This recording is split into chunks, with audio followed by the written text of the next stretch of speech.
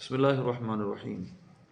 اللہ نے قرآن پاک میں دو چیزوں کو بالخصوص عقلی اور کائناتی دلائل سے ثابت کیا ہے۔ ان میں سے ایک وحدانیت باری تعالیٰ ہے اور اس کے ضمن میں اللہ کا ہونا بھی ہے، اور دوسرا ما بعد الموت زندگی۔ اب ما بعد الموت زندگی کے بارے میں یہ جو آج کچھ ایسے جو ایتھیسٹ اور سیکولر لوگ ہیں جو کہتے ہیں اس کا کوئی ایویڈنس نہیں، تو لہذا اب ہم قرآن پاک کی وہ آیات میں سے چند آیتیں آج بطور ریفرنس سنتے ہیں جن میں قرآن پاک نے کونیاتی یعنی کاسمولوجیکل آرگومنٹ کو اور ٹیلوجیکل آرگومنٹ کو پیش کیا، اس لیے کہ تاکہ تم استدلال کر سکو۔ باقی اگر کوئی یہ شخص کہتا ہے کہ ہمیں کوئی امپیریکل ایویڈنس دکھاؤ، دیکھیے ایمان کا تعلق قطعاً آبزرویشنل ایویڈنس سے نہیں ہے کہ میں دیکھوں گا تو مانوں گا، یہ ایمان نہیں ہے۔ ایمان نام ہے اللہ رسول کی بتائی ہوئی باتوں پر یقین کا۔ ہاں، اگر اس دور میں بھی کوئی کہتا ہے کہ میں مشاہداتی دلیل کے بغیر نہیں مانوں گا تو پھر وہ سائنٹیفک بہت ساری تھیریز کا انکار کرے گا۔ گریوٹی محسوس نہیں کی جا سکتی، گریوٹی کو دیکھا نہیں جا سکتا، گریوٹی کا مشاہدہ نہیں ہو سکتا، ڈارک انرجی اور ڈارک میٹر کا مشاہدہ نہیں ہو سکتا، لیکن اس کو فلسفیکلی مانا جا رہا ہے۔ تو لہذا یہ بھی ایک دلائل ہیں، اس پہ قائم ہے کہ موت کے بعد زندگی ہے، لوجیکل دلائل ہے۔ اب اللہ دیکھیے اللہ تبارک و تعالیٰ کیا فرماتا ہے۔ ومن آیاتہ، اب سورہ روم کی آیت نمبر 20، پورا رکوع ہے، اس پر میں چند آیتیں اس میں سے پیش کروں۔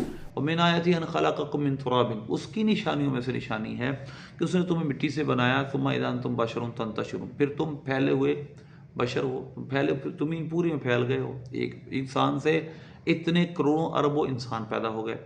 آگے چلیے، امن آیتی ان خلق لکم من انفسکم ازواجا، اس کی نشانیوں میں سے ہے کہ اس نے تم میں سے ایک جوڑا پیدا کر دیا، تمہاری بیوی پیدا کر دی، تسکونوا الیہا، تاکہ تم اس سے سکون حاصل کر سکو اور راحت مل سکے، تم اسے اپنی شہوت پوری کر سکتے ہو، اور گھر کے اندر انسان وحشت اور تنہائی کے وحشت کو سے دور کر سکتا ہے۔ اور وجعل بینکم مودۃ و رحمہ، تمہارے اندر مودت و رحمت بنا دی، تمہارے اندر پیار اور رحمت کو رکھ دیا۔ پھر ان فی ذلک لآیات لقوم یتفکرون، بے شک اس میں نشانیاں ہیں غور و فکر کرنے والی قوم میں۔ اس خون کے اندر احساسات و جذبات و خیالات، غم، خوشی، دکھ، احساس، رحمت، یہ سب کیا ہیں؟ اس کی کوئی سائنٹیفکلی توجیہ موجود نہیں ہے۔ ہاں، قرآن اور حدیث اور ہمارا دین ہمیں بتاتا ہے کہ اس کو رکھا گیا ہے انسان کو آپس میں ملانے کے لیے، آپس میں انسان کو ایک رکھنے کے لیے۔ پھر آگے دیکھیے اللہ فرماتا ہے من آیاتہ خلق السماوات والارض واختلاف السنتکم والوانکم، کہ اس کی نشانیوں میں زمین آسمان کا پیدا کرنا اور تمہارا رنگوں کا اور تمہاری زبانوں کا اختلاف۔ زبان کی شیپ ایک جیسی ہے، اس کے اندر تمام عوامل، تمام وہ چیزیں بایولوجیکلی ایک جیسی ہیں۔ پوری دنیا کے 6 ارب 8 ارب انسانوں کی ایک جیسی بایولوجیکل زبان ہے، مگر اس میں نکلنے والے الفاظ اور آواز اور شعور اور خیال اور معنی مختلف ہیں۔ یہ کیا ہے؟ اتنی ہزاروں زبانیں دنیا میں بولی جاتی ہیں، تو یہ زبانوں کا اختلاف کیوں ہے؟ یہ بھی ایک آرگومنٹ ہے کہ اس میں اللہ کی نشانی ہے۔ غور و فکر کرو۔ ان فی ذلک لآیات للعالمین، بے شک اس میں نشانی ہے جاننے والوں کے لیے۔ ومن آیاتہ منامکم باللیل والنہار، اور اس کی نشانیوں میں ہے تمہارا دن رات میں سونا۔ اب یہ نیند، سلیپنیس، یہ کیا ہے؟ شعور انسان کا، حواس کا باطل ہو جاتا ہے۔ آپ سوئے ہوتے ہیں، آپ کے دیکھنے سننے کی صلاحیت ختم ہو جاتی ہے، لیکن آپ زندہ بھی ہیں۔ یہ کیا ہے؟ یعنی یہ ایسی چیز ہے جن کو انسان آج تک سمجھ نہیں سکا کو بالکل 100%۔ یہ اللہ کی نشانی ہے، اس میں آرام آتا ہے، انسان کو سکون ملتا ہے، اس کے پیچھے ایک لاجک ہے، اس کو پیدا کرنے کے پیچھے لاجک ہے اور شعور ہے۔ تو لہذا اللہ فرماتا ہے ان فی ذلک لآیۃ وابتغاؤکم من فضلی، تمہارا دن رات میں سونا اور اس کا فضل تلاش کرنا، انسان ذریعہ معاش اپناتا ہے اور اپنا معاش تلاش کرتا ہے۔ ان فی ذلک لآیات لقوم یسمعون، بے شک اس میں سننے والی قوم کی نشانی ہے جو دلائل سنتے ہیں، غور و فکر کرتے ہیں۔ پھر آگے دیکھیے ومن آیاتہ یریکم البرق خوفا وطمعا، اس کی نشانیوں میں ہے کہ وہ تمہیں دکھاتا ہے بجلی۔ اس کے دو مقصد ہوتے ہیں، ایک ہی چیز سے دو مختلف چیزیں حاصل ہوتی ہیں، خوف بھی اور طمع بھی۔ جو مسافر ہے، جو گھر سے باہر ہے، جو اس کو خوف ہے، اور ایک وہ کسان جس کی کھیتی بنجر ہو رہی ہے، پانی اس کو درکار ہے، اس کے لیے باعث خوشی ہے کہ بارش ہوگی، اس کی کھیتوں میں پانی آئے گا۔ ایک ہی چیز کے دو مختلف مقاصد، دو اپوزٹ مقاصد ہیں، اور وہ سے حاصل ہوتے ہیں۔ نشانی اس کے اندر پیدا کرنے میں کیوں پیدا کیا، اس کی بایولوجیکل کیا حیثیت، یہ اور دوسری بات ہے، لیکن اس کی حکمت کیا ہے، کیوں پیدا کیا گیا، قرآن نے حکمت بتائی، شعور کیا ہے اس کے پیچھے۔ ان فی ذلک وینزل من السماء ماء فیحیی بہ الارض بعد موتها، اور آسمان سے پانی اتارتا ہے اللہ، اور اس پانی سے وہ مردہ زمین کو زندہ کرتا ہے۔ حکمت کیا ہے پانی اتارنے کے پیچھے، وزڈم کیا ہے، زمین سے اناج اگے۔ سائنس یہ پروسیجر کو بتائے گی لیکن اس کی حکمت نہیں بتائے گی، قرآن نے اس کی حکمت بتائی، اور جب سے بارش ہو رہی ہے یہی حکمت ہے۔ لہذا پیدا کرنے والے نے جب بارش کو پیدا کیا، جب بادلوں کو پیدا کیا، گویا ان تمام کے پیچھے ایک شعور تھا۔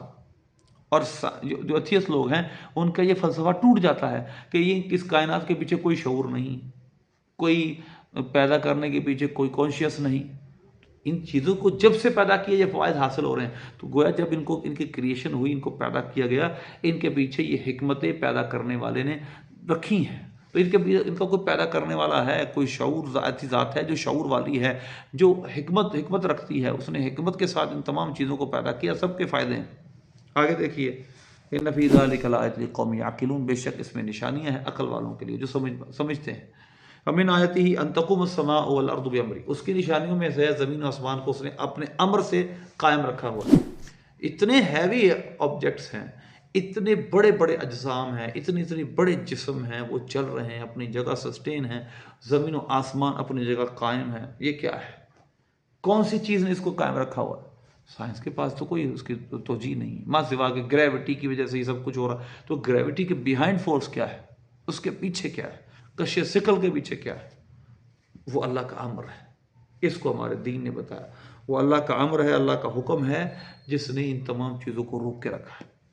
تو یہ ایک دلائل ہیں جو انسان کو غور و فکر، اس کے شعور کو کھولتے ہیں، اور غور و فکر کرے کہ یہ تمام چیزیں کیا ہیں، ان سے انسان کو کیا حاصل ہو رہا ہے۔ انسان غور و فکر کرے تو اس کو پتہ چلے گا، عقلی طور پر بھی انسان اللہ کو سمجھ سکتا ہے، یعنی اللہ کو ماننے کے بعد اس کی عقل تیار ہو جائے گی، واقعی اللہ ہے، اور واقعی ہر چیز کے پیچھے ایک مقصد ہے، اور واقعی موت کے بعد زندگی ہے کہ جو اس تمام چیزوں کو پیدا کر سکتا ہے۔